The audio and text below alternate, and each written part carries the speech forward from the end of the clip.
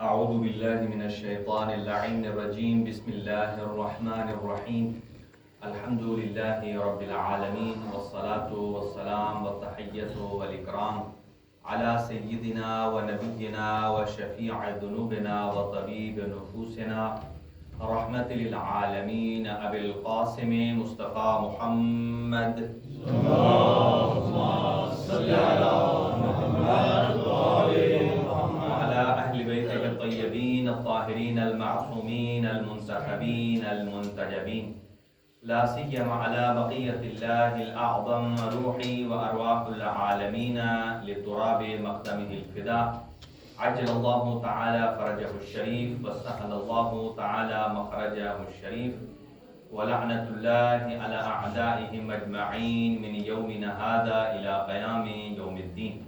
أما بعد فقد قال الله الحكيم في كتابه المتين بسم الله الرحمن الرحيم الذي خلق الموت والحياة ليبلوكم أيكم أحسن عملا صدق الله العلي العظيم. اللهم صل على محمد وعلى محمد. دعا ہے پروردگار عالم ہم سب کے گناہ معاف فرمائے، حاضرین کے حوائج شریعہ کو پورا فرمائے اور حاضرین کے مرحومین کے گناہ معاف فرمائے، اور خاص طور سے جناب انتہائی محترم اور مکرم جناب سید کاظم صاحب، کاظم حسین صاحب، اور جناب سید اصغر حسین صاحب کی والدہ سیدہ بلقیس فاطمہ، ان کا آج 40واں ہے، اس مجلس اعزا کا انعقاد ہے. خداوند عالم اس مجلس اعزا کا ثواب ان کی روح پرفتو کو ایصال فرمائے اور ان کو جوار جناب سیدہ فاطمہ الزہرا سلام اللہ علیہا میں جگہ عطا فرمائے اور ان کے صغائر اور قبائل سے درگزر فرمائے، لواحقین اور پسماندگان کو صبر جمیل عطا فرمائے اور انہیں جنت الفردوس میں اعلیٰ مقام نصیب فرمائے. مرحومہ مغفورہ کے لیے اور بالعموم اپنے تمام حاضرین کے مرحومین کے لیے، اور برادر افتخار حسین صاحب جو یہاں تشریف لاتے تھے پہلے ان کا بھی انتقال ہو گیا ہے، اور اسی طرح برادر ایوب صاحب کے والد صاحب کا انتقال ہوا ہے، اور اسی طرح برادر محمد علی خادم صاحب کے بھائی ہیں، وہ بھی پاکستان میں، ان کا بھی انتقال ہوا ہے. تمام مرحومین کے لیے ایک سورہ مبارک ہے فاتحہ. بسم اللہ الرحمن الرحیم الحمد للہ رب العالمین الرحمن الرحیم مالک یوم الدین ایاک نعبد و ایاک نستعین اهدنا الصراط المستقیم صراط الذین انعمت علیہم غیر المغضوب علیہم ولا الضالین. اللهم اجعلهم عندك في اعلى عليين واخلف على اهلهم في الغابرين وارحمهم برحمتك يا ارحم الراحمين.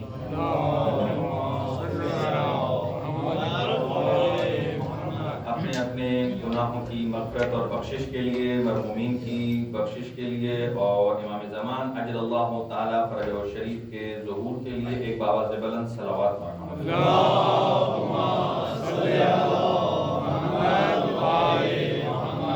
آپ کی خدمت میں انشاءاللہ 9:03 تک آپ کی خدمت میں رہیں گے، اس سے آگے نہیں جائیں گے. اور موت کے عنوان سے کچھ معروضات عرض کرنی آپ کی خدمت میں، جس آیہ مجیدہ کو سرنامہ کلام قرار دیا ہے کہ الذی خلق الموت والحیاۃ لیبلوکم ایکم احسن عملا، کہ اللہ تعالیٰ کی ذات نے موت اور حیات کی خلقت کے مقصد کو خود ہی بیان فرما دیا ہے کہ اللہ نے حیات کیوں رکھی ہے، موت کیوں رکھی ہے، تاکہ یہ دیکھے کہ کون ایسا ہے کہ جو اللہ کی اطاعت میں سب سے آگے ہے، اور تاکہ وہ پہچانے کہ اللہ تعالیٰ کی فرما برداری میں اور دین مبین اسلام پر عمل پیرا ہونے میں کون کس مقام پر کھڑا ہے. تو یہ بات یاد رکھیے کہ جیسا کہ انسان پیدا ہوتا ہے تو ہم یہ کہتے ہیں کہ فلاں اب باقاعدہ حیات آ گیا، زندہ ہو گیا. تو جیسے زندگی خلق ہے، مخلوق ہے، ایسے موت بھی مخلوق ہے. جیسے زندگی خلق ہے ایسے ہی، بلکہ یوں کہوں کہ یہ زندگی اور موت انسان کے جسم کے دو کلر ہیں، دو رنگ ہیں. جب ایک رنگ آتا ہے تو دوسرا چلا جاتا ہے، جب دوسرا آتا ہے تو پہلے والا. یہ دو ایسے رنگ ہیں کہ جو دونوں ایک وقت میں جمع نہیں ہو سکتے. سبحان اللہ. یہ نہیں کہہ سکتے کہ انسان آدھا زندہ ہے آدھا مردہ ہے. یہ جو روحانی طور پر کہا جاتا ہے کہ فلاں قوم مردہ ہو گئی ہے فلاں بندہ مردہ، اس کا مطلب یہ ہے کہ وہ دین کی پٹڑی سے اتر گیا ہے، وہ اخلاقیات کے دائرے سے نکل گیا ہے. اسی لیے کہتے ہیں کہ جس نے ایک آدمی کو گمراہ کیا اس نے امت کو گمراہ کیا، اور جس آدمی نے ایک آدمی کو زندگی دی اس نے پوری قوم کو زندگی دی. یہ اہمیت کو بیان کیا جا رہا ہے کہ ظاہر انسان تو کسی انسان کو زندہ نہیں کرتا نا، بلکہ اس کا مطلب کیا ہے کہ انسان فکری طور پر، انسان روحانی طور پر اس کو سیدھے راستے کی طرف جو رہنمائی کرتا ہے، اس کا مطلب یہ ہے کہ اس نے اسے حیات دی ہے، اس نے اس کا وقت برباد ہونے سے بچا. تو موت اور حیات دونوں کلر ہیں اور دونوں ایک وقت جمع نہیں ہوتے. جب اسی یعنی یہی باڈی ہے، اسی کے اوپر حیات آتی ہے اور اسی کے اوپر ممات تب آتی ہے جب حیات رخصت ہو جاتی ہے. تو یہ دو حالتوں سے خالی نہیں ہے موت اور حیات. اسی کو اللہ تعالیٰ کی ذات نے بیان فرمایا. میں چونکہ عقیدہ معاد کسے کہتے ہیں کہ واپس پلٹنا انسان کا، مرنے کے بعد دوبارہ زندہ ہونا، یعنی اللہ تعالیٰ کی ذات انسان مرنے کے بعد اس کو پھر محشر کے میدان میں سب کو زندہ کرے گی. اس کا مطلب ہے معاد. اسی کو اس کے بعد پھر محشر ہے کہ جب حضرت آدم علیہ السلام سے لے کر صبح قیامت تک جتنے افراد ہوں گے سارے کے سارے اس دنیا میں موجود ہوں گے، ایگزسٹ کر زندہ ہوں گے. ابھی تو 8 ارب ہیں تو لوگ کہتے ہیں دنیا کا پولوشن اتنی ہو گئی ہے، ماحول خراب ہے، دھواں زیادہ ہے، اور حضرت آدم علیہ السلام سے لے کر یہاں تک اگر لوگ آ گئے تو پھر کیا ہوگا. اسی لیے کہتے ہیں کہ جس جگہ پر جیسے یہاں ابھی اتنی تعداد ہے تو میری آواز سفیشینٹ ہے، جیسے جیسے لوگوں کی تعداد بڑھتی جائے گی ایسے ایسے یہ آواز خود بخود کم ہوتی جائے گی. اس کی ڈیمانڈ ہے کہ یہ تھوڑی تیز ہو. اسی طرح ابھی ہمارے لیے ماحول ٹھیک، جیسے لوگ زیادہ ہوں گے تھوڑی ماحول میں گھٹن گرمی پیدا ہوتی ہے. کیوں؟ اس لیے کہ انسان جہاں زیادہ ہوتے ہیں وہاں ایسا ماحول پیدا ہوتا ہے. تو محشر کے میدان کی گرمی کا اندازہ لگائیں کہ محشر کی جہاں بندے سے بندہ جڑا ہے. آپ اس کو کہہ لیں بس تھوڑا سا آپ 40 کو ذہن میں رکھ لیں. 40 کو ذہن میں رکھ کے جو آدمی واک کرتے ہیں یا حرم سید الشہداء میں اندر جاتے ہیں اور جس طریقے سے جاتے ہیں آپ سمجھ لیں معاشر کے میدان میں یہی ہوگا. لیکن 40 پر حرم امام حسین میں تو وہ تو ولایت کے اے سی جاری ہوتے ہیں، اتنی ٹھنڈی ہوا دیتے ہیں کہ باہر گرمی اور اندر ٹھنڈ لگ جاتی ہے. لیکن یہی ولایت کا جو اے سی ہے محشر کے میدان میں بھی روشن ہوگا. جو سایہ رحمت میں ہوگا، سایہ ولایت میں ہوگا، وہی سایہ علم ابو الفضل عباس میں محشر کے میدان وہاں ایک ہی علم ہے. اور میں عرض کروں کہ یہ جو موت ہے ڈرنا نہیں ہے. موت کا جو ایمان ہے یہ انتہائی اہم ایمان ہے، جس پر یعنی 2 چیزیں ایسی ہیں کہ جس پر پوری دنیا ایمان رکھتی ہے. ایک دعا، چاہے مسلم ہے نان مسلم ہے، دعا پر ضرور ایمان رکھتا ہے. جب بھی مشکل میں آتا ہے بھلے وہ جس کو بھی پکارے ایک دفعہ ضرور کہے گا کہ مجھے کوئی بچانے والے بچا لے. تو یہ چیز پوری دنیا میں کامن ہے. اور دوسری موت ہر ایک کو آتی ہے. ہاں اس کے بعد کون کیا کرتا ہے وہ الگ ہے. پوری دنیا میں جو ایک انسانیت کا اس باڈی سٹرکچر کا ٹریٹمنٹ ہے وہ سب کے لیے ایک ہے. بے ہوش کرنے کا انجیکشن ایک، دوا لگانے انجیکشن دینے والا، آپریشن کرنے، سارے آلات ایک جیسے استعمال ہوتے ہیں. اس کے باوجود اس ہیومن باڈی کو اگر کوئی نہ بچا سکے تو نہ بچا سکنا اور ڈاکٹرز کا جواب دے دینا. جو جواب دے دیتے ہیں نا، اس جواب کا مطلب یہ نہیں ہوتا کہ سوال کے بدلے میں کوئی جواب دے. مراد یہ ہے کہ ہمارے ہاتھ کھڑے ہیں، ہم اب اس کے بارے میں کچھ نہیں کر سکتے. تو ان کا جواب دے دینا دلالت کرتا ہے کوئی اور ان سے بڑی ذات ہے کہ جس کا امر اور حکم ان ڈاکٹروں کے امر اور حکم سے بھی اوپر ہے. ماشاءاللہ ماشاءاللہ. ایک دفعہ ایسا ہوا ڈاکٹروں نے جواب دے دیا اور وہ مریض بچ گیا.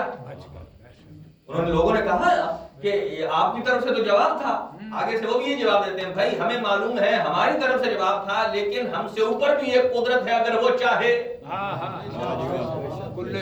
یہاں سے پتا چلتا ہے دو چیزیں یہ مشترک ہیں پوری دنیا میں ہر قسم کے انسان میں۔ اب دیکھنا یہ ہے کہ اس پر ہمارا ایمان کتنا ہے۔ ایمان بتاتا ہے، دیکھیں اگر ہم ٹھیک ٹھاک ہوں، مجھے کوئی میرا ڈاکٹر دوست مذاق میں کہہ دے بات بھی تیرے لیے میرا جواب ہے، میں تو سیریس ہی نہیں لوں گا، اس لیے کہ میرا دوست ہے وہ بتا رہا ہے اور میں ٹھیک ٹھاک ہوں، کچھ نہیں ہے۔ اور اگر میں ہسپتال میں 1-2 دن پڑا ہوا ہوں، پھر کہے ڈاکٹر آ کر،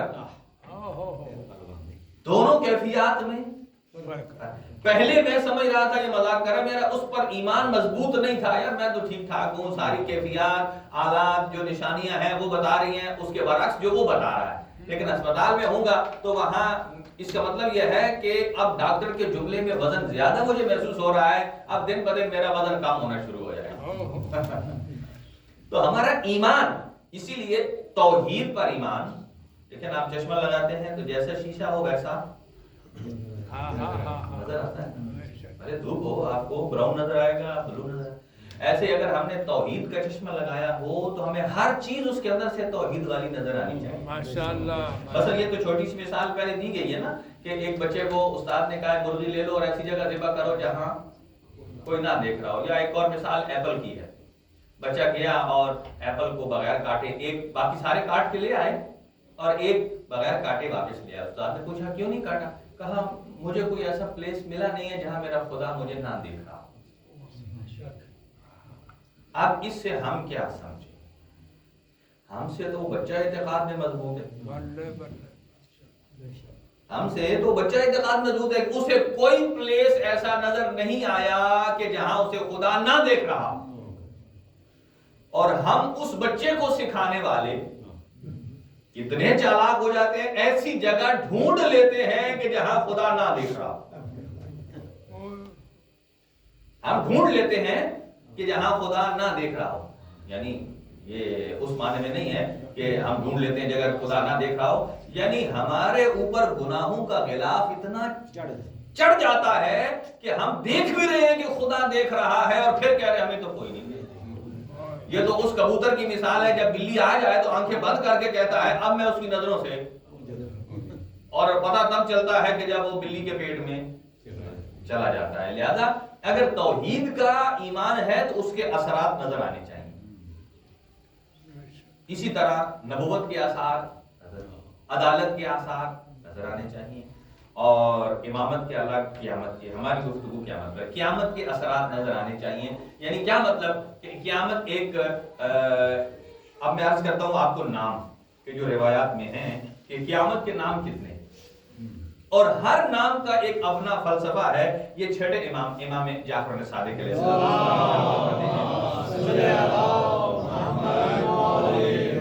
آپ فرماتے ہیں کسی کے مرنے کے بغیر بھی موت کا ذکر کیا کرو، اس سے ہوتا کیا ہے؟ فرماتے ہیں ذکر الموت یمیت الشہوات، فرمایا موت کا ذکر انسان کے اندر سے شہوتوں کو مار دیتا ہے، موت کا ذکر انسان کے اندر شہوتوں کو مار دیتا ہے۔ ایسے کہتے ہیں نا جسے بہت شدید پیاس لگی ہو، اسے تھوڑا سا پانی دیں تو وہ کیسے اس کے اوپر برف کا کام کرتا ہے، ایسے ہی موت کا ذکر جو ہے انسان کو بالکل شہوات کو ٹھنڈا کر دیتا ہے۔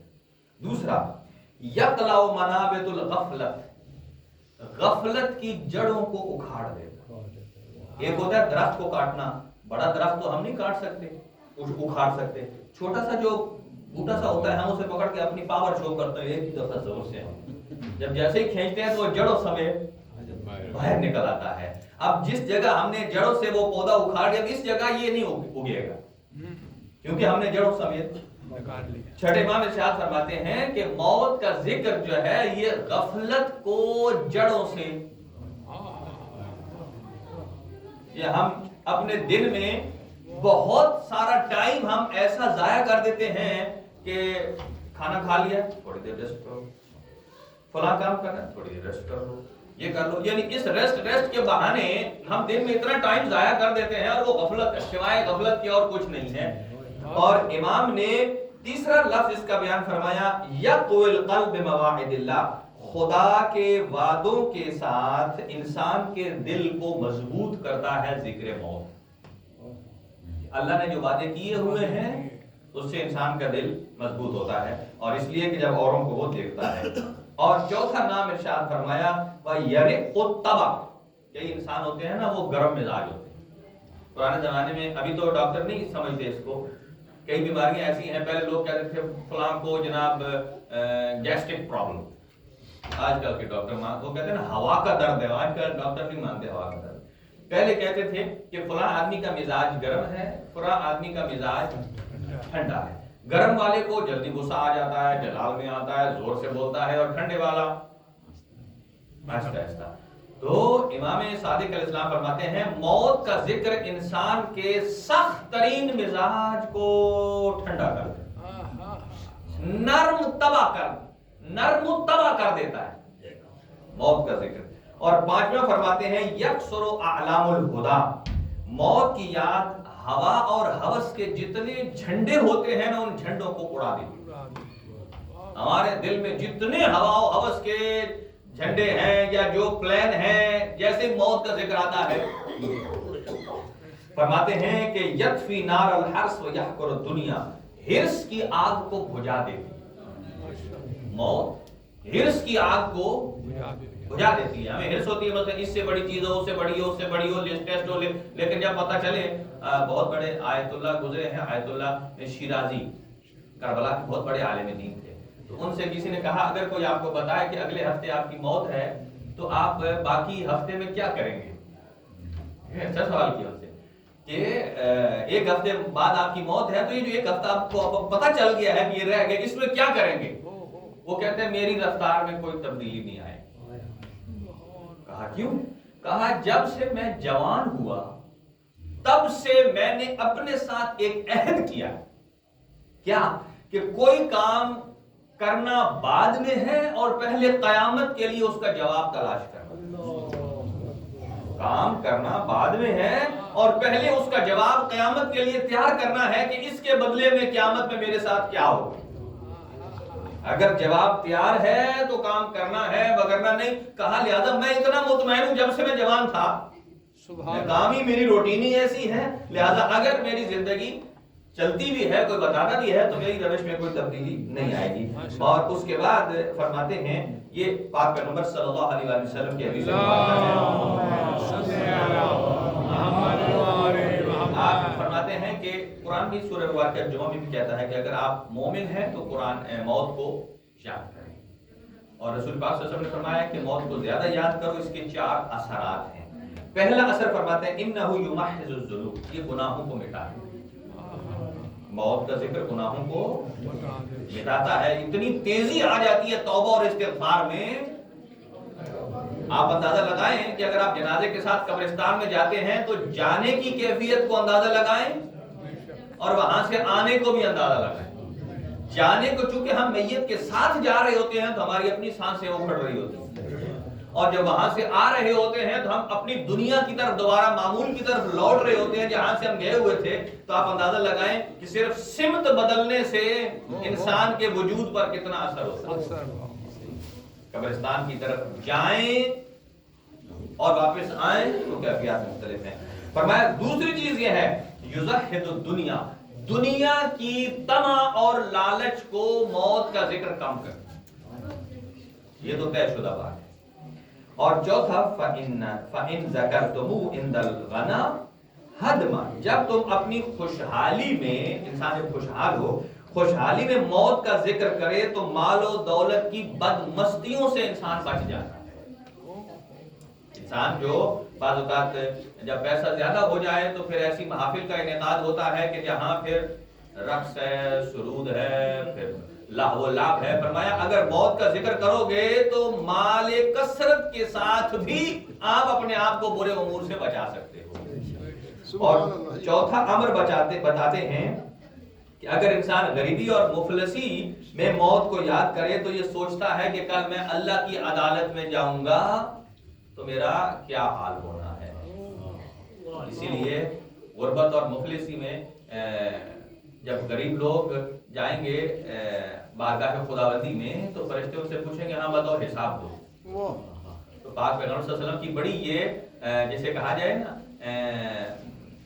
امید دلانے والی روایت ہے کہ آپ نے فرمایا کہ جب وہ ان سے پوچھیں گے فرشتے کہ حساب دو تو وہ آگے سے پلٹ کر کہیں گے کہ تم جا کر خداوند عالم سے پوچھو کہ اللہ نے ہمیں دیا ہی کیا تھا کہ ہم نے حساب دینا کہ اللہ نے ہمیں دیا ہی کیا تھا کہ ہم سے حساب لینا ہے. جب وہ فرشتے اللہ میاں کو بتائیں گے تو اللہ میاں کہے گا ہاں قد صدقوا یہ سچ کہہ رہے ہیں ان کو بغیر حساب کے جنت میں داخل کر دو. لہذا موت کے تو یہاں بہت سارے نام ہم نے عرض کیا آپ کی خدمت میں. تو 3 چیزیں جلدی جلدی عرض کرتا ہوں کہ ایک تو ایمان بالمعاد مضبوط ہونا چاہیے اور دوسرا ہم نے نام بتائے. تیسرا قرآن مجید سے 3 مثالیں عرض کرتا ہوں معاد کی اور پھر معاد کے عقیدے کے اثرات کیا ظاہر ہونے چاہیے ان کی عرض کرتا ہوں. جیسے مولانا امیر فرماتے ہیں ایک جملہ اپنے سامعین کو مخاطب ہو کے کہ وہ یمن اور حجاز کے بادشاہ کدھر گئے. سوالیہ انداز میں یمن اور حجاز کے بادشاہ کدھر گئے. دوسرا وہ فارس اور روم کے بادشاہ کدھر گئے. تیسرا فرماتے ہیں وہ ظالم اور ان کی نسلیں کہاں گئیں. یہ کہاں کے اندر. پھر فرماتے ہیں وہ کہاں ہیں کہ جنہوں نے مضبوط قلعے بنا رکھے تھے اور ان کو سونے سے سجا رکھا تھا وہ کہاں ہیں. یہ کہاں بتاتا ہے کہ جب وہ نہیں رہے. اسی لیے قرآن کہتا ہے وَلَوْ كُنْتُمْ فِي بُرُوجٍ مُشَيَّدَةٍ اگرچہ آپ مضبوط شیشے کے برج بنا کر بھی رہیں گے. حضرت سلیمان نبی کو معلوم ہے نا آپ کو ان کی بڑی حکومت تھی تو ان کا بیٹا بڑا خوبصورت تھا اور بڑا حاذق تھا. تو شیطان نے جب دیکھا کہ میں جدھر جاتا ہوں حضرت سلیمان نبی کی حکومت ہے اس میں سے مجھے باہر نکال دیا جاتا تو میں ان کے بیٹے پر حملہ کروں. تو حضرت سلیمان نبی کی حکومتیں تھی انہوں نے اپنے بیٹے کو محفوظ کر کے نا وہ بادلوں میں چھپا دیا. یہ شہید دست غیب نے اپنی کتاب میں لکھا ہے. اور یہ تب سے مجھے یاد ہے جب میں اسٹوڈنٹ تھا تو میں نے اس کو پڑھا تھا تو میں اپنے استاد سے پہلے جا کر یہی سوال کیا جو بھی کرنے والا ہوں کہ انہوں نے بچے کو بادلوں میں چھپا دیا. اور کس لیے چھپا دیا کہ شیطان مردود سے بچا حفاظت. اس کا مطلب یہ ہے کہ جس نبی کی پوری دنیا پر حکومت ہے وہ بھی اپنے بچے کو موت سے بچا رہا ہے کہ کہیں اور چھپا رہا ہے آسمان میں. تو میں نے اپنے استاد سے پوچھا کہ یہ کیسے ممکن ہے بادلوں میں چھپا دیا. وہ اللہ کا نبی ہے وہ بھلے کسی فرشتے کی ڈیوٹی لگا دیں وہ اوپر اسے پکڑ کے بیٹھا کہ ان کا تو حکومت تھی. تو ایک مرتبہ وہ اپنے تخت کو اڑا رہے تھے ایسے نا وہ ہوا پہ اڑ رہا تھا وہ ان کا قالین کی طرح تھا. دیکھا کہ اوپر سے بچہ ان کا دھڑام سے گرا تخت کے اوپر اور جب اوپر سے گرے تو کہاں بچے بہت ہو گئے. جیسی اس کیفیت کو دیکھا تو فوراً حضرت سلیمان نبی کہتے ہیں یا اللہ میں نے شیطان مردود سے بچا کر اپنے بچے کو محفوظ مقام پر منتقل کیا ہے تاکہ وہ وہاں نہ پہنچے. آواز قدرت آئی کہ اے میرے سلیمان نبی دیکھو یہ مارنا اور زندہ کرنا یہ شیطان کا کام نہیں ہے. اگر آپ نے شیطان سے بچا کر بھی کسی جگہ رکھا ہے موت تو شیطان دیتا نہیں ہے. موت جو دیتا ہے وہ احکم الحاکمین ہے. اگر آپ اسے موت سے بچا کر جہاں بھی رکھیں گے جب وقت آ جائے گا تو اللہ اس کو موت عطا کرے. لہذا اسی لیے کہا جاتا ہے اور یہاں تک کہ عقلاء بھی یہ کہتے ہیں جو اپنی آپ انشورنس کراتے ہیں اپنی لائف انشورنس جو کراتے ہیں اس میں بھی کسی قسم کا کسی بچے نے پوچھا بھی تھا کہ آپ اپنی انشورنس کرا سکتے ہیں. بالکل کرا سکتے ہیں اس میں کسی قسم کا کوئی حرج نہیں ہے. اپنی جو لائف انشورنس جسے بولتے ہیں اس میں کوئی حرج نہیں ہے. تو لہذا آپ نے ارشاد فرمایا کہ یہ نہیں ہے تو مضبوط قلعوں میں رہنے والے بھی نہیں ہیں تو ہم بھی نہیں ہیں. تو آگے فرماتے ہیں اور مناجات میں بھی ائمہ ہدی علیہ السلام نے موت کو یاد کیا ہے. جیسا کہ 4 جملے ابو حمزہ شمالی میں امام سجاد علیہ السلام ارشاد فرماتے ہیں اے میرے خدا مرتے وقت میرے غم اور حسرت پر رحم کرنا. جب میں مروں مرتے وقت میرے غم اور حسرت پر رحم کرنا اور قبر میں میری تنہائی کے خوف پر میرے اوپر رحم کرنا اور اپنی عدالت میں جب حساب کے لیے میں پیش ہوں تو میری رسوائی پر میرے اوپر رحم کرنا اور پھر فرماتے ہیں میرے اوپر اس وقت رحم کرنا جب میرے دوست میرا جنازہ اٹھا کر قبرستان کی طرف لے جا رہے ہیں. مناجات بھی استعمال. معاد کے کچھ اثرات ہیں اور اس موت کے انسان کے دیکھیں اقتصادی اثرات، اکنامک. قرآن مجید بیان فرماتا ہے وَوَيْلٌ لِّلْمُطَفِّفِينَ. یہ موت کے اکنامک اثرات میں سے ایک اثر ہے. اللہ نے آج کے لوگوں کے لیے پہلے سے ہی انڈیکیٹ کر دیا ہے کہ بچو. اور کیا ہے؟ اے کم تولنے والو ہلاکت ہو تمہارے. اے کم تولنے والو ہلاکت ہو تمہارے لیے. اس لیے کہ کچھ لوگوں کی عادت تھی کہ جب وہ لیتے تھے تو پورا بلکہ زیادہ کی ڈیمانڈ، اور جب دیتے تھے تو کم. تو قرآن مجید کیا فرماتا ہے کہ کیا یہ کم تولنے والے نہیں جانتے کہ انہیں بہت اہم دن اٹھا کر کھڑا کیا جائے گا تاکہ وہ خدا کی عدالت میں اپنے کم تولنے کی جواب دہی کے لیے تیار ہو. اس میں عقیدہ معاد کی جھلک نظر آ رہی ہے کہ اللہ کے سامنے کھڑے ہو کر نہیں کہیں گے. اللہ کے سامنے کھڑا ہونا یہ عقیدہ معاد ہے. یعنی جس کا یہ عقیدہ ہے کہ بارگاہ خدا میں جا کر کھڑا ہونا ہے وہ کبھی کم نہیں تولے گا. اسی لیے کہا گیا ہے کہ جب کسی کو دیں تو تھوڑا سا زیادہ، جب لیں تو تھوڑا سا کم. لیکن جب اللہ برکت دیتا ہے تو اسی ایک فل بوری میں اگر آپ اسی نظام سے آپ چلیں گے تو آپ کو اللہ پراپرٹ بھی دے گا، اللہ راضی بھی ہے، اور یوم حساب میں اللہ تعالیٰ کے سامنے جواب دینا بہت آسان ہے.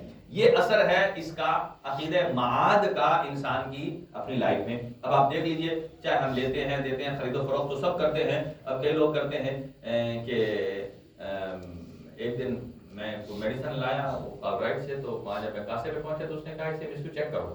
میں نے کہا اس کے اوپر لکھا ہوا گولیاں 50 گولیاں تو 50 ہی ہوں گی. اس نے 45 تھی. اس نے کہا چیک کرو. میں نے کہا ٹھیک ہے. 3 ڈبے میں نے لیے تھے تو ایک ڈبہ جب چیک کیے ہر ایک کے اندر 15 کے اس پیکٹ میں 3 ہونے چاہیے، ایک میں 1 تھا. میں نے ان سے پوچھا یہ کیوں؟ میں نے تھوڑا تعجب کیا. وہ کہتا ہے چونکہ اوپر سے کھلے ہوتے ہیں نا، جن کو چاہیے تو لوگ ایسا کرتے ہیں ڈبے کھول کے ایک بیچ میں سے ان میں سے نکال کے لے جاتے ہیں تاکہ جب وہاں سے نکلیں گے تو پتہ بھی نہیں چلے گا. اب مجھے بتائیے ایسی دوا آدمی کو کہاں شفا دے؟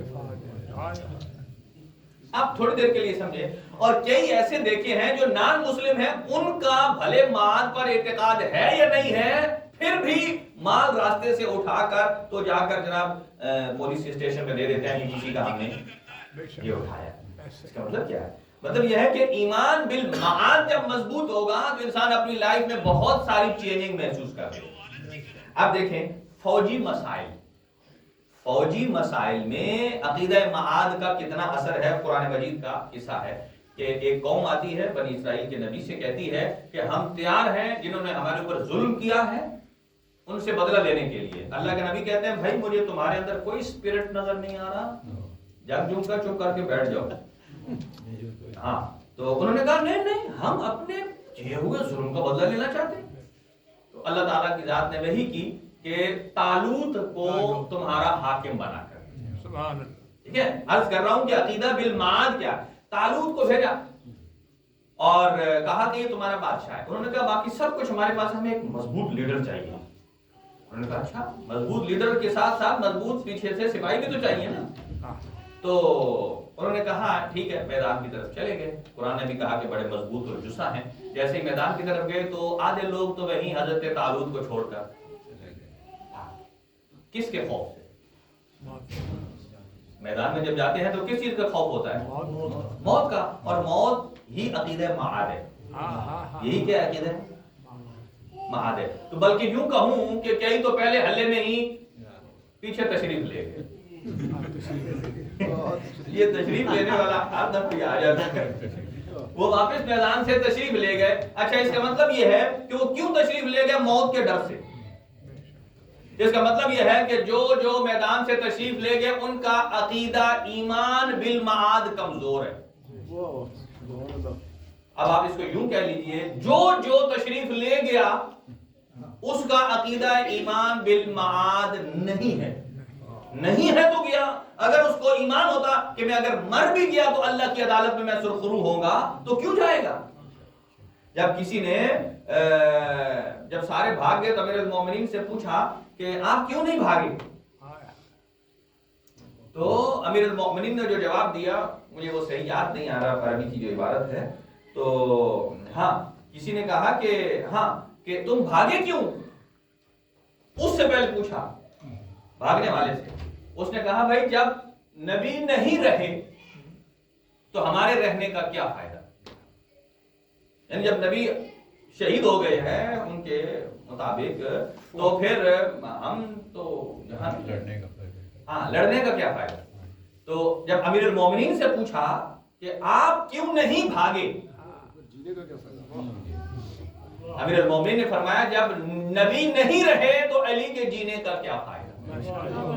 اب یہاں سے آپ اندازہ لگا دیجئے جس کا ایمان بالمعاد مضبوط ہے وہ قدم جما کر کھڑا، اور جس کا ایمان بالمعاد کمزور ہے وہ چلا گیا ہے۔ تو جو چلا گیا ہے، یعنی یہ فوج کی بات ہو رہی ہے کہ وہاں بھی ایمان بالمعاد مضبوط ہے تو وہ کھڑے رہیں گے۔ تو پہلے بھی چلے گئے، دوسرا بھی گروہ چلا گیا، اور کچھ نے تو کہا کہ یہ ان کے پاس مالی حالت ٹھیک نہیں ہے، حضرت طالوت کہ وہ مالی اعتبار سے کمزور ہے۔ گویا کہ جو ان کے ساتھ شامل نہیں ہو رہا تھا وہ کوئی نہ کوئی اپنی دلیل بنا رہا تھا، نکلنے کا جواز بنا رہا تھا، لیکن جو چھوٹی ٹیم کھڑی رہی اللہ نے انہیں کامیابی عطا کی، اور جو کامیابی عطا کی وہ کس وجہ سے کی؟ ایمان بالمعاد کے استحکام سے۔ تو ایمان بالمضبوط ہوگا تو فتح اللہ تعالیٰ کی ذات ان کو دے گا۔ اور تیسرا بتایا کہ سیاست دانوں اور شیطانوں کے ساتھ عقیدہ بالمعاد کے بارے میں قرآن کیا کہتا ہے، بلکہ اس وقت یوں کہہ لیں کہ وہ لوگ جو صحیح سیاست نہیں کر رہے وہ در حقیقت شیطنت ہی کر رہے ہیں، اور کیا کر رہے ہیں۔ ان کے ساتھ بھی مقابلہ ایمان بالمعاد کے اثرات ہوتے ہیں۔ اس کا ایک اثر قرآن مجید نے بیان کیا ہے کہ ایک طرف تھا فرعون، دوسری طرف تھے حضرت موسیٰ علیہ السلام، اور ایک مرتبہ فرعون نے تمام جادوگروں کو بلایا کس لیے کہ حضرت موسیٰ علیہ السلام، آپ یوں سمجھیے کہ دو کینڈیڈیٹ ہیں، ایک حق کا ہے اور ایک باطل کا ہے، سارے جادوگروں کو اس لیے جمع کیا تاکہ حضرت موسیٰ کو سرنڈر کروائیں اور ان کو نیچا دکھلوائیں۔ اور جب وہ عقیدہ بالمعاد کی جھلک اندر سے نکال رہا ہوں اس واقعے سے، اور وہ جیسے ہی جادوگر آئے اور آتے ہی انہوں نے پہلا فرعون سے سوال کیا، بھائی دیکھو ہم کوشش کریں گے کہ موسیٰ کو ہرائیں، اور اگر ہم نے انہیں اپنے جادو سے ہرا لیا تو تم ہم کیا مال دو، تم ہمیں کیا انعام دو گے؟ اس کا مطلب یہ ہے کہ ان کا سارا کھیل کس پر تھا؟ پیسے پر تھا۔ اور اس نے بھی آگے سے کہا، قرآن کی آیت ہے، ہاں بھائی تم مجھے یہ کر کے دکھاؤ تو پھر انشاءاللہ ہم تمہیں مایوس نہیں کریں گے، ہم دیں گے۔ اچھا نتیجہ یہ ہوا کہ جیسے ہی وہ میدان میں آئے، حضرت انہوں نے اپنے اپنے وہ جو رسیاں پھینکی وہ بن گئے، اژدہا بن گئے۔ حضرت موسیٰ نے اپنا عصا پھینکا، بڑا اژدہا بن گیا اور ان ساری رسیوں کو، چھوٹے سانپوں کو کھا گیا۔ اب اس چیز کو جب جادوگروں نے مشاہدہ کیا، عقیدہ معاد نکالنا ہے بیچ میں سے، یہاں وہ ولایت نہیں نکالنی ہے، عقیدہ معاد نکالنا ہے اس واقعے میں سے۔ تو جیسے ہی عقیدہ وہ جادوگر جو تھے انہوں نے، جادوگروں کو تو پتہ چل گیا کہ موسیٰ نے کون سا ٹرک استعمال کیا ہے، وہ جانتے ہیں اگر یہ ٹرک وہی والا ہمارے والا ہے تو وہ اس کا اژدہا بڑا کیوں ہو گیا، پھر وہ ہمارے سارے اژدہا کو کھا بھی گیا اور نظر بھی نہیں آ رہا۔ تو گویا انہیں پتہ چل گیا کہ موسیٰ کا جو اعجاز ہے وہ ہم سے بڑا ہے، اور تو فوراً قرآن کہتا ہے آمنا برب موسیٰ و ہارون۔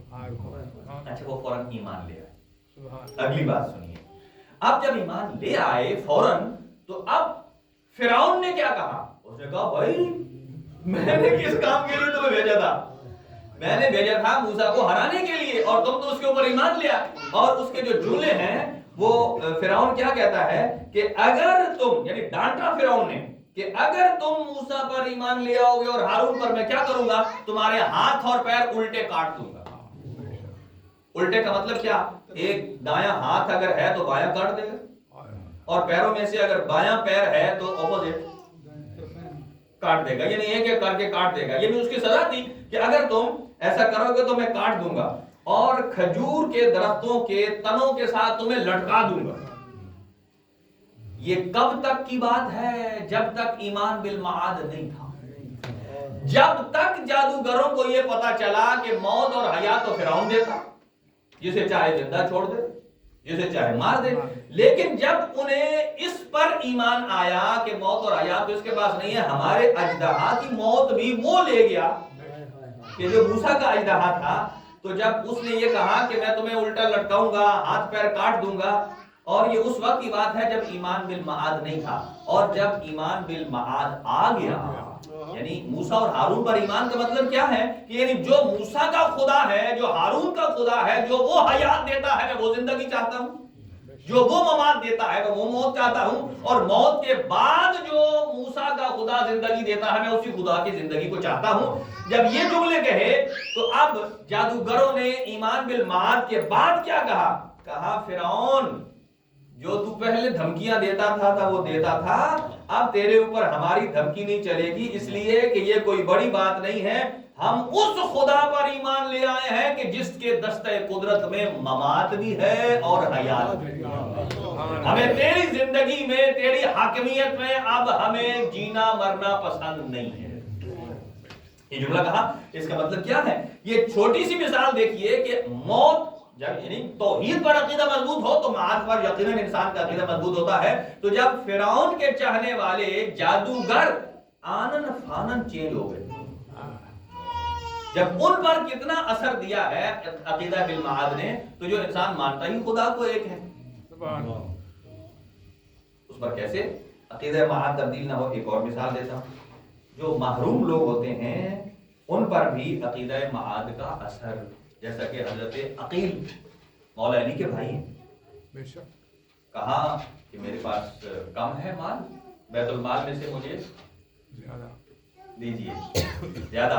اب مولا علی نے کیا کہا؟ مولا علی نے عقیدہ بالمعاد دکھایا.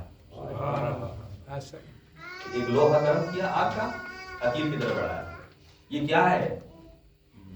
یہ بتا رہے ہیں. وہ جب پیچھے ہٹا کہا عقیل کیوں ہٹ رہے ہو پیچھے؟ آپ آگ میری طرف لا رہے ہیں. کہا جب تو اس دنیا میں خود آگ پر جلنے سے میں راضی نہیں ہے تو مجھ سے اس انداز سے لے کر تو مجھے تو آخرت کی آگ میں جلانا چاہتا. یہ عقیدہ بالمعاد ہے، یہ عقیدہ بالمعاد. یہ جب ہم مال کی ادھر ادھر ہیرا پھیری کرتے ہیں نا، جب ہم فروٹ لینے بھی جاتے ہیں، مثلا میں ایک ایگزامپل دوں آپ کو کہ مثلا یہاں سٹرابری کی ڈبیاں رکھی ہیں، ان کی قیمت ایگزامپل 5 یورو لگی ہوئی ہے، ٹھیک ہے. تو ہم دیکھتے ہیں اس میں 3 سڑی ہوئی ہیں، باقی اچھی ہیں. ہم ادھر سے ادھر کرتے رہتے ہیں اپنا ڈبہ صحیح کر کے. آپ اندازہ لگائیے اگر ایمان بالمعاد ہے تو ہم یہ نہیں کریں گے. اس لیے کہ دکاندار تو وہ کونے میں بیٹھا ہے، اس نے تو باہر لگا کر ہمارے ایمان پر چھوڑ دیا ہے، ہمارے ایمان پر چھوڑ دیا ہے نا. تو ہاں جو ڈبہ ہے ان ڈبوں میں سے آپ چوز کر سکتے ہیں، یہ لینا یہ لینا یہ لینا ہے، لیکن ہم وہ سڑی ہوئی ساری نکال کر دوسرے میں ڈال دیں اور صحیح والی ساری ڈال کر ڈبہ بھلے اتنا ہی ہو لیکن ہم نے خیانت کی ہے، جس اور کو ملے گی وہ ڈبہ. اسی لیے کہا جاتا ہے کہ آپ اپنا الو سیدھا کرتے ہیں لیکن یہ کسی اور کو نقصان پہنچا رہے ہوتے ہیں. اب یہاں تک اندازہ لگائیں کہ ہمارے مراجع عظام نے یہ تحقیق اور اجتہاد کا نتیجہ یہی ہے. انہوں نے کہا ہے اپنے فالوورز کو، یہ در حقیقت یہ جو غلط پراپیگنڈا ہے کہ یہ مراجع کے فالوور نہیں ہے، یہ اہل بیت کے فالوور ہے. بے شک مراجع اہل بیت کا قول بتاتے ہیں کہ اگر آپ غیر مسلم حکومت میں بھی رہتے ہیں تو بجلی چوری کرنا حرام ہے، گیس چوری کرنا حرام ہے، تغلبی کرنا، تغلبی مکس حرام ہے. یہ کیسے بتایا گیا؟ یہ نہیں ہے کہ کوئی اسلامی اسٹیٹ ہو تو آپ کہیں ٹھیک ہے جی میں ادھر تو نہیں کرتا، ادھر تو سارا مال اپنا، ایسا نہیں ہے. اس لیے اگر کوئی غیر مسلم بھی ہو تو آپ اس کا مال چرا نہیں سکتے، لیکن اس کا ذاتی مال ہے. کئی لوگ تو جناب غیر مسلم کا مال سمجھ کے کہتے ہیں ہمارے لیے حلال ہے، قطعاً ایسا نہیں ہے. عزت آبرو ہر ایک چیز جو ہے نا محفوظ ہونی چاہیے. تو یہاں معاد کے اثرات اپنے ہیں، اور بلکہ ایک اور مثال دیتا ہوں اور تمام کرتا ہوں، 4-5 منٹ ہیں، کہ آپ اندازہ لگائیے ہم کس سے بڑے پڑھتے ہیں؟ آسیہ زن فرعون. فرعون کے گھر کے اندر عقیدہ ایمان بالمعاد موجود تھا. دیکھیں حضرت آسیہ، قرآن کی آیت بتاتی ہے حضرت آسیہ فرعون کے گھر تھی. فرعون کے گھر کیا نہیں تھا؟ یہ بتائیں آج کے زمانے میں اگر کوئی ایک وائف کہے کہ مجھے اپنے شوہر سے ڈیمانڈ کرے مجھے ایسا گھر چاہیے، ایسی ڈیکوریشن چاہیے، ایسا پردہ، ایسی گاڑی، یہ ایسا مجھے وہ چاہیے، تو فرعون کے پاس کیا نہیں تھا؟ پھر بھی حضرت آسیہ خوش نہیں۔ پھر ہم اس کو اس بات پر معمول نہ کریں کہ اس کے پاس سب کچھ نہ ہو، اگر پھر بھی عورت راضی نہیں ہے تو عورت صحیح نہیں ہے۔ نہیں، آپ اینگل کو دیکھیں، کس اعتبار سے وہ کہہ رہی ہیں کہ میں راضی نہیں ہوں۔ اس کے گھر میں سونے کے برتن، سب کچھ سونے کا تھا، لیکن چونکہ حضرت آسیہ کی نگاہ کے سامنے جو عقیدہ تھا، اس عقیدہ توحید سے جس چیز کو دیکھ رہی تھی وہ اسے پسند نہیں آ رہی تھی۔ سبحان اللہ، پسند نہیں آ رہی تھی۔ وہ فرعون سونے کے برتن دے رہا ہے، چاندی کے دے رہا ہے، سب کچھ دے رہا ہے، لیکن خوش نہیں ہے۔ کیوں؟ اس لیے، اور پھر حضرت قرآن مجید کہتا ہے کہ حضرت آسیہ نے کہا کہ اے اللہ مجھے اس گھر سے چھٹکارا دے، اس کی قید سے نجات دے، مجھے یہ سونا پسند نہیں، چاندی پسند نہیں، تو کیا دے؟ قرآن کہتا ہے حضرت آسیہ نے دعا کی ہے اللہ مجھے اس گھر سے نجات دے، یہ میرے لیے زندگی میں قید خانہ ہے۔ آپ سمجھیے مولا امیر نے کیوں فرمایا یہ دنیا مومن کے لیے قید خانہ ہے۔ اسی نگاہ سے دیکھیں جس نگاہ سے حضرت آسیہ دیکھ رہی ہیں۔ اب جب لوگ کہتے ہیں نا مولا نے کہا دنیا قید خانہ ہے، پھر لوگ کہتے ہیں اچھا لباس نہ پہنو، مکان کی تزئین و آرائش نہ کرو، اچھی مثلا گاڑی نہ لو، اپنا لائف سٹائل اچھا نہ بناؤ۔ ایسا نہیں ہے، کبھی مولا ہے کائنات نے یا ائمہ نے ایسی تلقین نہیں کی ہے۔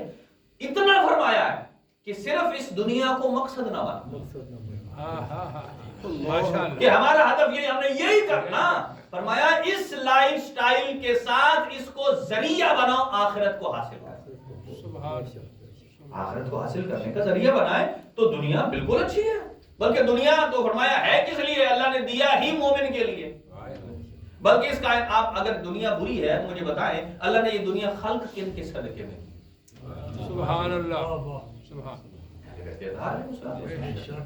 تو اللہ نے اسے برائی کے لیے خلق نہیں کیا، امتحان کے لیے خلق کیا کہ سب کچھ ہے آپ اور ہمارے پاس۔ تو حضرت آسیہ جیسی نگاہ ہو تو کہا اے اللہ اس سے مجھے نکال اور جنت میں مجھے ایک کمرہ دے دے، جنت میں مجھے ایک چھوٹا سا بیت، گھر، غرفہ دے دے۔ اب اندازہ لگائیے کہ حضرت آسیہ سب کچھ موجود ہے لیکن کیوں جنت میں؟ اس کا مطلب یہ ہے کہ بیوی کی نگاہ آخرت پر ہے۔ جنت کب آنی ہے؟ مرنے کے بعد۔ اور ایک اور نوجوان نے بھی سوال کیا تھا بھلے کوئی غیر مسلم ہی کیوں نہ ہو، وہ غیر محسوس طریقے سے مرنے کے بعد کی حیات کا قائل ہے۔ اس کی 4-5 مثالیں دیتا ہوں۔ مثلا مرنے والے کی قبر پر مزار کیوں بناتے ہیں؟ اس کا مطلب یہ ہے کہ وہ چاہتے ہیں کہ اس کے بعد بھی اس کی کوئی زندگی ہے جس سے ہم اچھا بنائیں۔ پہلے وہ خود اچھا بنا رہا تھا، اب ہم بنائیں۔ یا مرنے والے کی قبر کے ساتھ اگر موت کا معنی فنا ہے، جیسا کہ آپ کھانا کھاتے ہیں اور جو کچرا مچرا گھر میں جمع ہوتا ہے وہ آپ پوبل میں ڈال دیتے ہیں، کسی نے پوبل کی قبر بنائی؟ حالانکہ اسی چیز کو زمین میں ڈالیں، بعض اوقات آپ مینگو کی گٹھلی ڈسٹ بن میں جو ڈالتے ہیں اسی کو زمین میں ڈالیں تو اسے سے نیا مینگو کا درخت نکلا جس میں حیات کے اثرات ہیں، اور کوئی اسے بے حرمتی کر رہا ہو تو کوئی نہیں کہتا کیونکہ وہ ہے ہی فنا۔ لیکن اگر کوئی آدمی مر جائے تو اگر اس کا کوئی رشتہ دار کے سامنے کوئی اس کی توہین کر دے اسے اچھا لگے گا برا لگے گا؟ برا لگے گا۔ وہ کہتا ہے ٹھیک ہے لیکن اس کی عزت ابھی تک چل رہی ہے، یعنی اگرچہ ظاہراً بدل نہیں ہے لیکن جو زندگی میں آپ کی عزت ہوتی تھی، آپ کی شان ہے، آپ کی توقیر ہے، وہ مرنے کے بعد بھی رشتہ دار باقی رکھنا چاہتے ہیں۔ اسی طرح کوئی مر جائے اس کے نام کی کوئی گلی بنا دیتے تاکہ یہ نام رہے جب تک اس کو کچھ جاتا رہے، کہیں اس کا مثلا اس کی طرف سے۔ اس کا مطلب یہ ہے کہ وہ کسی کو جب پہنچا رہے ہیں کچھ، اس کا مطلب یہ ہے کہ وہ اس کی حیات کے قائل ہیں۔ لہذا خداوند عالم وقت تمام ہوا ہے اور 1 منٹ ہے، 2 ذکر مصیبت کر لیں، مجلس ترحیم ہے۔ خداوند عالم مرحومہ کے درجات کو بلند فرمائے اور اس مجلس سے عزا کا ثواب ان کے نام اعمال میں درج فرمائے۔ ہمارے لیے کربلا کی مثال انتہائی واضح ہے اور اس کی مثال جگہ جگہ پر اہل بیت اطہار نے موت کو کس چیز سے تشبیہ دی ہے؟ اور تشبیہ دینے کے بعد پھر مرنے کے بعد دیکھیں جناب زینب کبریٰ سلام اللہ علیہا نے جب شام میں خطبہ دیا تو یزید کو کیا مخاطب ہو کر کہا تلقاک یوم الحشر، جو کچھ تو نے کیا وہ کیا، لیکن اب حشر میں ملاقات ہوگی۔ یہ ایمان بالمعاد ہے، ایمان بالمعاد ہے۔ اور ہر جگہ پر چلیں ایک جملہ عرض کرتا ہوں، ابو الفضل عباس کی والدہ بی بی ام البنین ہمیشہ جنت البقیع میں جا کر 4 قبریں بناتی تھی نا، معروف ہے، اور پھر خود گریہ کرتی تھی۔ یہ اس بات پر دلالت ہے جب کوئی ان کے سامنے آتا کہا ان کو مٹا دو، ایک مظلوم کربلا کا مجھے پرسا دو۔ کوئی پوچھتا کیوں؟ کہا اللہ نے مجھے یہ عطا ہی حسین کے صدقے میں کیا۔ اور اگلی بات کہا یہ بادشاہ ہے، یہ جوانان جنت کا سردار ہے۔ دیکھیں بی بی کا عقیدہ معاد کتنا مضبوط ہے۔ بی بی نہ صرف یہ کہ جوانان جنت کے سردار کا غم نہیں منا رہی بلکہ ان کے غم میں اپنے بچوں کے غم کو بھلا بھی رہی ہے۔ کتنا مضبوط ہے۔ اور جب آخری جملہ جب بی بی کی شہادت کا وقت قریب آیا بی بی ام البنین کا، تو ایک جملہ کہا اے عباس تو مجھے کیوں بار بار یاد آ رہا ہے، تو مجھے بار بار کیوں یاد آ رہا ہے؟ اور پھر کہا اے خدایا یہ عباس مجھے بار بار یاد آ رہا ہے، کہیں ایسا نہ ہو کہ مظلوم کربلا کے غم کو میں اپنے بیٹے میں تبدیل نہ کر دوں۔ اے اللہ عباس کی یاد آنے سے پہلے پہلے مجھے اس دنیا سے اٹھا۔ اور امام سجاد فرماتے ہیں اتنے میں نبض پہ جب ہاتھ رکھا، انا للہ رضا برضاہ و تسلیما لامرہ۔ پروردگار مرحومہ سیدہ بلقیس فاطمہ کے درجات متعالی فرما، ان کے لواحقین اور پسماندگان کو صبر جمیل عطا فرما، ان کی قبر کو روضۃ من ریاض الجنہ میں سے قرار فرما، مرحوم رضا حسین کے درجات کو بلند فرما، اور سید دلاور حسین کے درجات کو بلند فرما، تمام شہداء اسلام ان کے درجات کو بلند فرما، برادر افتخار حسین کو اور برادر ایوب صاحب کے والد صاحب اور برادر فضل حسین مرحوم کون ہے محمد علی صاحب جو ہے ان کے گناہ معاف فرما، درجات بلند فرما، اور ہم سب کی دعاؤں کو قبول فرما، حاضرین کی حوائج شریعوں کو پورا فرما۔ ربنا تقبل دعا منا انک انت السمیع العلیم بجاہ محمد و آلہ الطاہرین، برائے ظہور امام زمان بآواز بلند صلوات